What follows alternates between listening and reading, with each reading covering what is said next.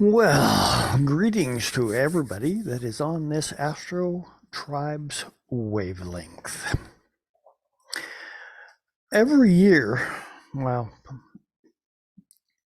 theoretically now, every year on the Memorial Day weekend, there's a gathering of our astrological tribe called NORWAC, the Northwest Astrological Conference down in the Seattle area, where we consider the celestial dance from a lot of different perspectives because there's speakers that come from all over the globe to share their perspective on what's going on uh, and how best might we embrace that kind of energy effectively enough that we're going to be allowed to grow in unique fashion from doing that celestial dance.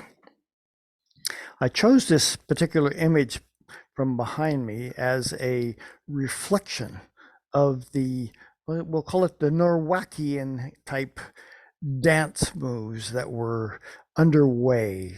You can kind of see that, let's say a person decided to take this yellow trajectory is I'm going to focus on these kinds of subject matters that intrigue me.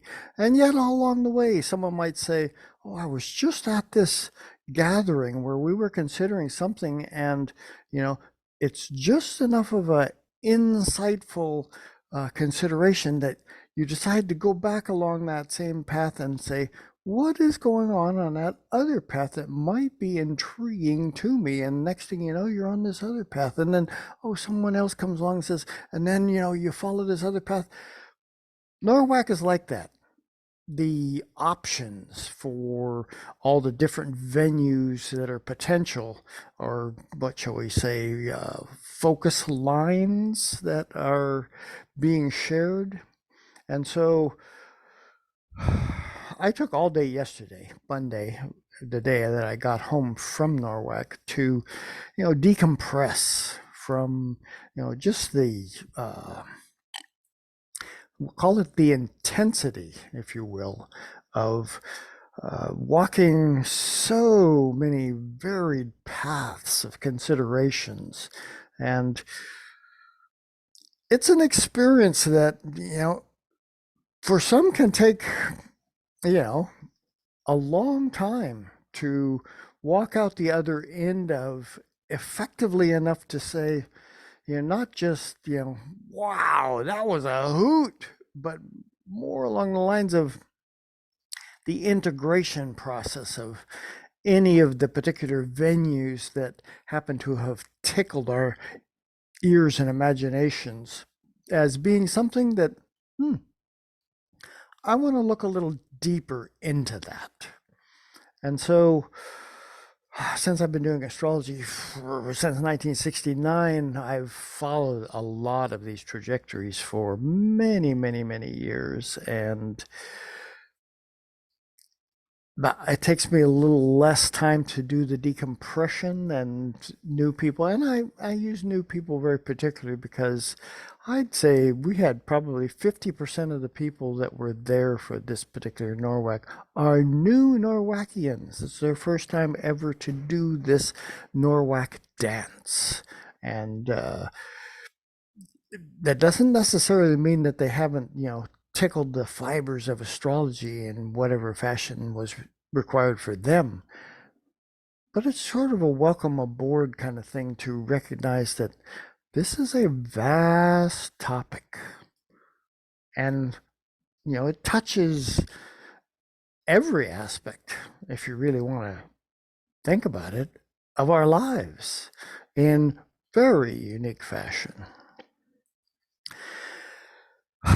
When I was sitting down, actually, I sat down one day when I was at Norwalk and thought, well, maybe I could do the celestial chatter while I'm here. But oh my God, no, the energy was so up for this weekend that it was like not a chance. And I am part of the reason is one of the aspects this week is going to be Mercury, how we think, how we communicate, how we tune into what it is that we're learning is going to, come right up and do a serious tight holding hands with Uranus, which is its higher octave.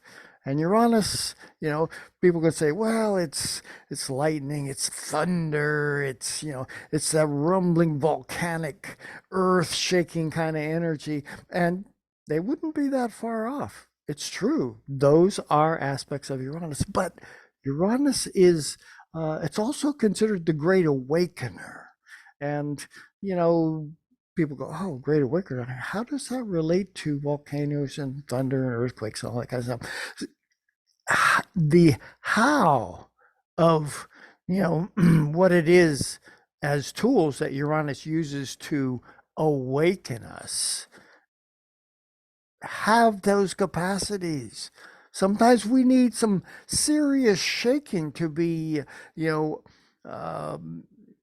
removed from a particular trajectory that we're on to become aware of other things going on around us that, perhaps have just a wee bit more significance to what our soul signed up for in this life experience that we're doing, you know, because it's easy in the human realm that our soul came to learn through and with to become distracted by all the the delightful and the challenging experiences of what life brings to us to such an extent that we lose sight of that larger vision that our soul actually holds as vital as we interact with one another to grow the soul experience. So when I looked at the aspects for this week, I went, well, the only aspects that I see that are really, overtly relevant are on Friday and Sunday. And yet there are, I've noticed, a few other days of the week that are always involved in the weekly process. And let me get myself all adjusted here so you can at least, see me. Read my lips if you have hearing issues. This is Monday, yesterday, the decompression day, and I changed the aspects a little bit for this week. I added in aspects to the nodes, these things, South Node here, North Node here, down Scorpio and Taurus. And the reason why is because if we just go back a couple of days, see this nice big T-square? That's one of the T-squares from last week where the sun is sitting at the center of an opposition between the moon and Saturn. I didn't play that one up because the moon moves so fast that this aspect is really only relevant during, some hours of a day. You can expand it to the whole day if you want. If we go back just, this T-square between Pluto, Jupiter, and Mars, it was in play. But if you throw in the nodes, this is really a grand cross that's at work. So we get back to the start of this week. Well, the grand cross is still functioning, and it's going to be with us for a while. And part of the reason is that, we'll call it the planetary dance that goes on is that this position that Mars is in here in opposition to Pluto, you can kind of see 5 degrees, 0 degrees. So Mars is essentially moving away from that strong aspect, but Venus is moving into that. And if you happen to be in an area where you've got clear night skies and stuff, that really bright spot that you see off on the western horizon after the sun is setting down, that's Venus. But you will notice how Venus and Mars are so close together. Well, they're both there. And I was looking at the declination, which is a latitude thing to see, how close are they going to be getting to each other? Well, they're only a degree or two apart. So they're going to appear, quite close together if you look up into that western sky in the evening. And during this last week, the moon moved over this point. And the reason I keep bringing that up is, this is this we'll call it three-ish degrees of Scorpio Taurus is forming this grand cross with Pluto. That's a long-term significance because they're moving tighter and tighter into that square aspect to it. Jupiter is going to basically move. Let's see, where are we? It's going to move more tightly into the into connection with the nodal opposition. You can kind of see it's really almost at the third degree, and then Venus is going to move into this fourth position of the grand nodal square that's taking place. There are other aspects, like we just had a Sun-Saturn square, which was part of that Sun-Moon T-square that was taking place. Those are all just mechanics, and I mentioned last week that squares and oppositions, they have a trying nature to them because squares are energies and opposition. Squares are more so opposition. Squares are more so an energy where you've got elements that are not necessarily firing on this, or being intrigued by the same level of information or energy, and this square here between Saturn in water sign Pisces and the sun in Gemini, a air sign. Air and water aren't necessarily on the same wavelength. But before I get too carried away, happy birthday to all the Geminis out there. This is your season of exploration and investigation into all kinds of matters of learning, expanding that capacity within you to utilize the tools of investigation just a little bit more. And we all have Gemini in us, not just the Geminis that are going to be sensing this, but that Gemini part within each of us is being stimulated. Pay attention. Is there a topic matter that you want to study? There's a reason usually for why that's the case. Take a chance. Perhaps there's something in it that will inspire an aspect of your soul awareness to recognize that, oh, maybe there is something else that is vital to why I incarnated at this particular time. Anyway, Monday. Let's go look at Tuesday. The Grand Cross, you're going to see it in play, kind of. It just stays in play. See, here's Tuesday, still in play. What I'm actually watching is as the moon. Oh yeah, by the way, that T-square that was the moon, sun, and Saturn, that was the first quarter moon part of the cycle, part of the moon cycle, which is, they call it crisis in action. And if you figure that the moon was opposed to Saturn, the planet of challenge in the great learning experience of life, because Saturn represents life lessons, depending on how tuned in we are to that dance, because the sun was right there at the middle point. Sun is our vitality. See, it's kind of like what makes us tick. And so that particular life lesson that the moon was stimulating in that T square was asking us from that Virgoan space, are my thoughts organized enough so that that solar vitality down there in Gemini will choose a wise path, another mercurial sign, by the way, to continue forward with, where I am going to be allowed to grow?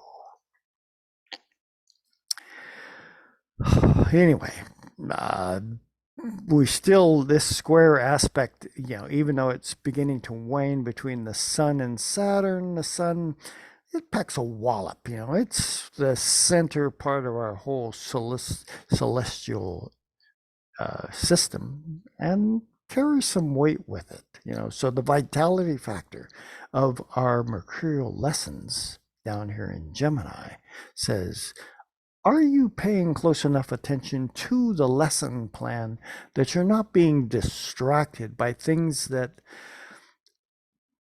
well, they're going to distract you from meaningful paths forward? Easy to do in the human realm. We all should know this. I think of the, go back to that Norwachian experience that a bunch of us had this weekend. I think there were 350 plus people there for this event. So lot of energy, and fun too, because there was, trajectories that anyone could go on that, wouldn't necessarily even be remotely the same as anybody else's. That's how varied and wide the whole entire astrological matrix is. There's a lot of different options. Anyway, I'm going to go to an aspect here. You can kind of see that squat, that great big giant square that hangs with us. On Friday, this is an aspect that I generally don't pay any attention to trine aspects, but in this case, because of the planet involved, Venus. Oh yeah, let me go back here.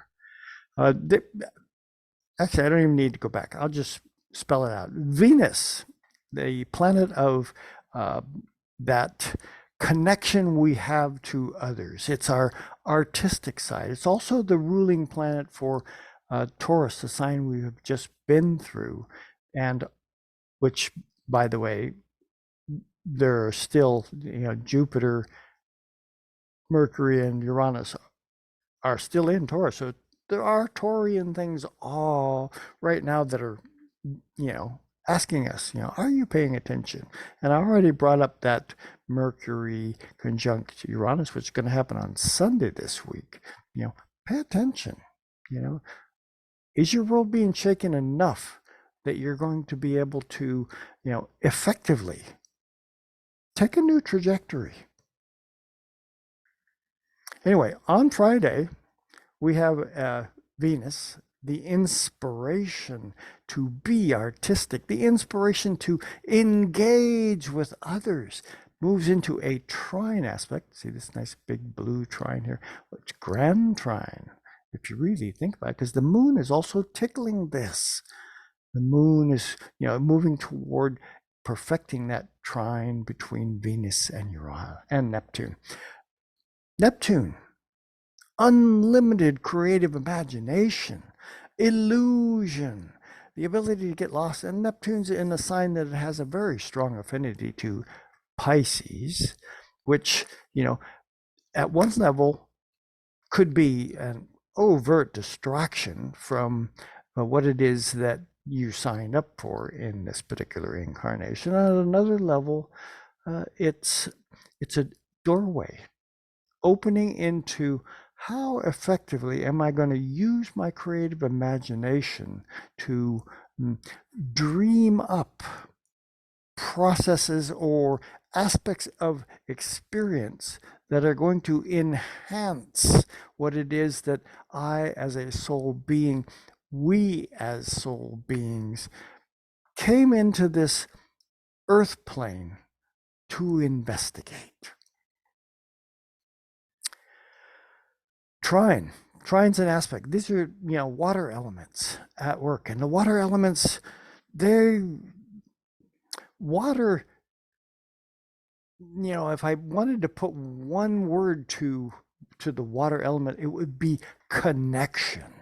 At an energetic level, water represents a level of oneness, a flowing kind of energy that says, we are coming together to accomplish something. And this water level just flows the energy between us in such a fashion that there's harmony there. Another term for Venus, harmony. And so I would anticipate that this particular trine that happens on Friday this week, or perfects on Friday this week, it's in vogue essentially all this week and all next week, and that says, pay attention to your dreams. This is, and I say this deliberately because there was a saying that was in one of my shamanic adventures here during the last couple weeks that I thought was really, really intriguing. I'll share it with you. Dreams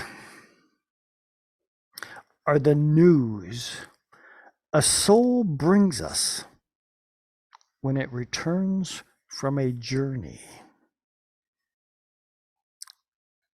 Whether you realize it or not, the soul experience is a journey.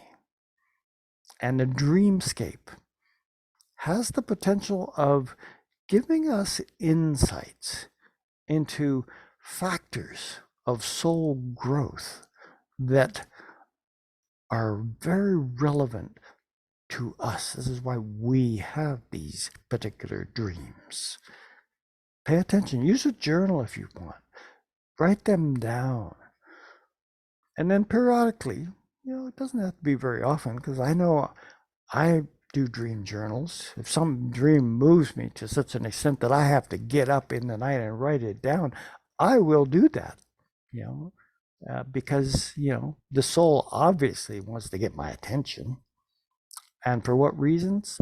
Not always obvious in the moment, which is why going back over those journal entries can, because it's going to give you the insight that you may not have had at the time of the dream, but since you've taken a few steps further along the line of the living process, by the time you reread it, you go, oh, of course, that's why that dream happened, and in that, the enhancement of your soul being has just taken another step into the wider realm of what it means to actually be an incarnate soul doing the work.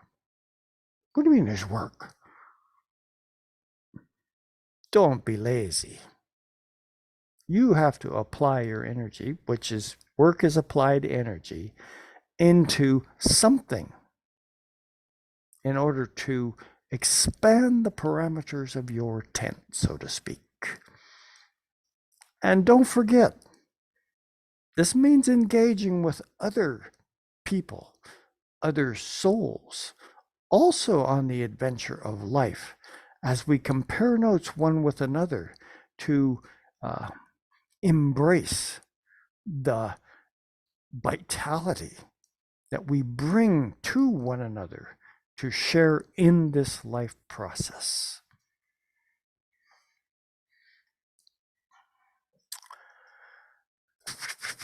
Well, we're coming to the full moon. That's Sunday. Here we go. Actually, if we go back here, I say Sunday, and it's only because it's very late at night on Saturday night. you got Saturday night plans. You want to go out, and believe me, if you got clear skies, that moon is looking pretty darn big because it's very close to being full. It will be full, you know, as we approach the midnight hour there on Saturday. This is a unique Sabian symbol represented by this particular full moon and every full moon is you get a maximum reflected light coming back from the solar vitality down here to embrace uh, what you are. I'm doing some shifting here. Okay, let's see if I got this right. You can kind of see the moon moving at a degree at a time. The sun here, it's now 1 o'clock in the afternoon. We're just gonna, keep dancing forward. See, the sun has already moved into that 13th degree of Gemini, and the moon is almost there in its opposition. Bingo! There we are. It's now 9 o'clock at night. I guess it wasn't as late as I thought it was when the full moon is in. And here's the rolling, percolating, driving kind of energy of Saturday night fever. And I'll just share this particular Sabian symbol that for that particular essential degree for you to meditate upon.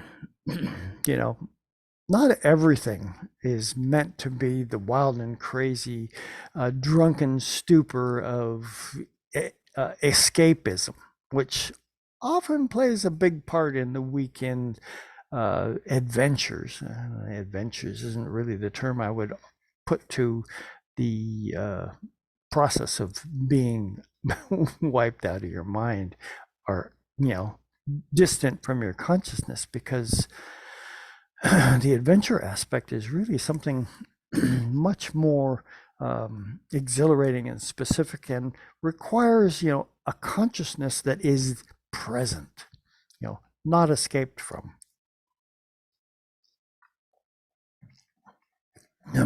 So here's the symbol for this particular degree of the Sabian dance. The Great Pyramid and the Sphinx. Well, now that can't be just too minor or anything now, could it be? So, the keynote, the enduring power of occult knowledge and of its quasi-divine custodians, seedmen of a previous cycle of existence.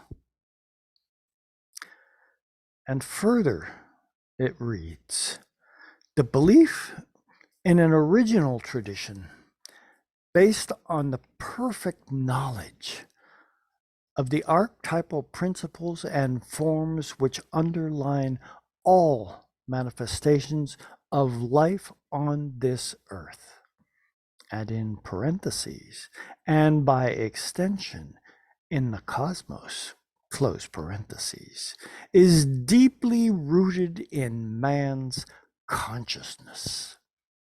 So you can kind of see the idea of being blotted out of your mind in an escapist drunken stupor for Saturday night might not be the wisest choice for this particular full moon.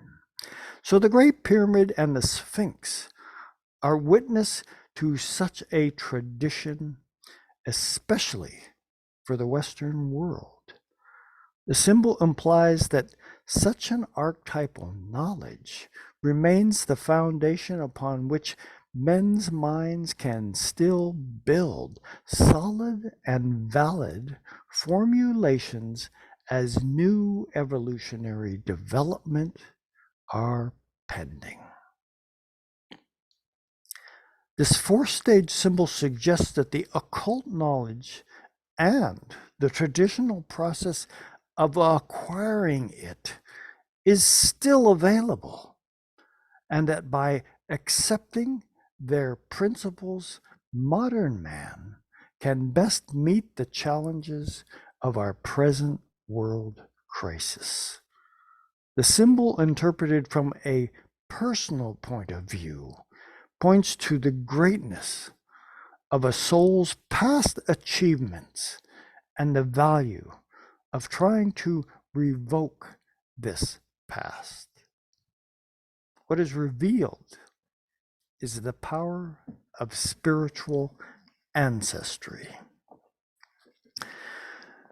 There are a lot of versions of ancient, ostensibly ancestral lineage history.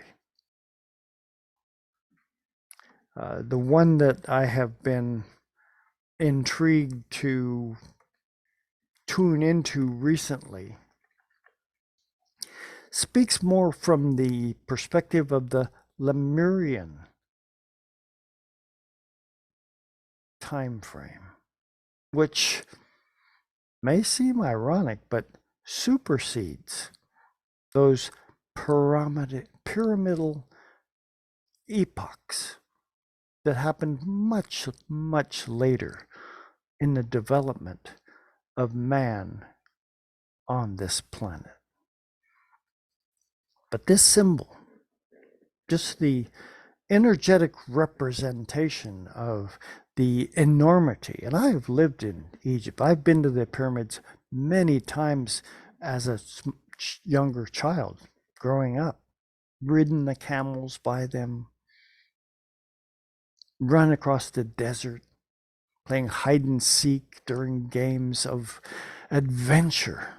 Once upon a time, I thought I even discovered a pyramid or the side of some smaller pyramid when hiding on the backside of a dune with a friend. And we kept digging away the sand, and the sand kept coming down as it does on sand dunes until we had covered like 2.5 steps. Never told another soul, and now I'm telling you. There's an adventure in life that beckons us to participate in the moment as completely as we can, as the moment is there.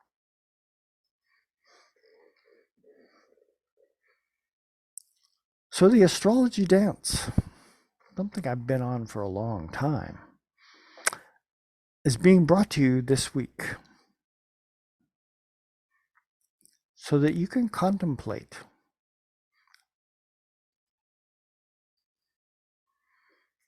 which path and trajectory might I be on currently? And also, might there be alternative directions that beckon my attention from other energetic folds within this life dance that could be more relevant to me than the one I think I should be on? If you go to my website, there are options there for looking much more deeply. I mean, these things that I do every week, this is like shotgun blast, boom. This is the total celestial dance that's happening for us all. Each of us, however, is on a unique path that we signed up for as a soul being that is very specifically for us. Yeah, we need to engage with others. So, but an individual chart reading is much more of a diving down focus into saying, yes, we all have this same transcending energy, which is what I talk about every year, in the mix. But where in the matrix of your birth chart is this being tickled much more specifically than the shotgun approach could bring to light for you. I do charts. I do them all the time. Check out my website, thelively.astrologer.com or astroshapeshifting.com. Let's do the dance together. You might be pleasantly surprised at what we uncover. I know I will be, because the learning experience of this astrological matrix, I will be doing this for the rest of my life and learning as I go. And each time I encounter another being with a perspective that is so uniquely them, then I am basically being invited to expand my level of awareness to why is it that we were brought together, and what is it that each of us is going to be pointed in the direction of experiencing anew. So that's all I have for this week. And we'll be doing this again next week. And as long as this body holds out, so far, doing fairly good. Anyway,